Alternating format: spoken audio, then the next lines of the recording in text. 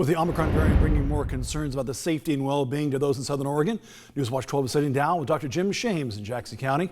Thanks so much for being here. So far, we haven't had a lot of cases of this particular variant. How concerned should we be? I think we should be quite concerned.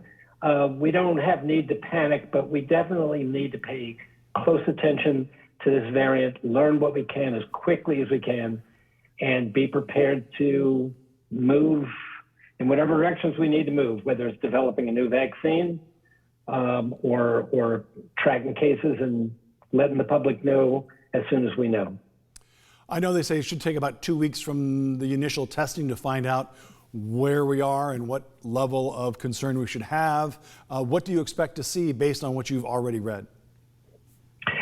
I expect to find out who this variant wants to infect, whether it's young people or old people, how aggressive it is, how rapidly it moves through a community, whether people tend to get hospitalized or not, whether or not our medications and our vaccines are effective against it.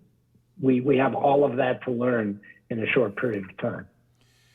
How buoyed are you, or are you perhaps not enthusiastic about how quickly this appeared to show up in South Africa and how quickly the alarm went out?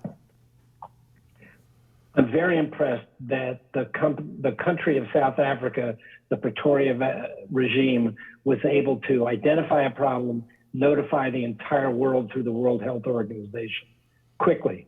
That was very encouraging.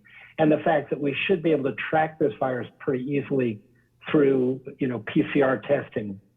So that's a small amount of good news in the fact that it's already spread around the globe.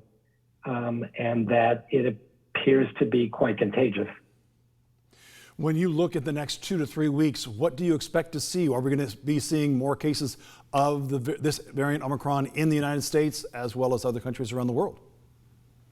I expect that it's either already here or it's going to be here. I don't think we can keep this variant from our shores. But as you said earlier, we have bought ourselves a little bit of time to gather information, see if we need to make a new vaccine. The mRNA vaccine is a technology that can be adapted very quickly. And if we need to go down that route, we should make a decision soon and start getting ready for another version of the vaccine. How concerned are you that the unvaccinated populations might continue to result in more variants of the coronavirus worldwide? That has been the case. I continue to be concerned about that. I suspect we're going to find that the current vaccine is somewhat effective against the new variant. Hopefully it's still fairly effective, but the issue of large numbers of unvaccinated people continues to be a problem in allowing the disease to spread and for new variants to form. What flexibility does Jackson County have if we do have to have a new vaccine and or increased testing and or vaccinations for those who still require them? Is there some flexibility in the system to ramp up to get to more people?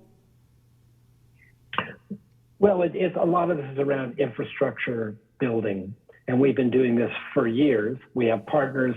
We understand what needs to be done. So I think that once we have a better picture of what's demanded of us, we can direct our attention wherever it needs to go to do our best to protect our citizens. Dr. Jim Shames, Jackson County Public Health, as always, we appreciate your expertise. Thank you very much. You bet. Glad to be here.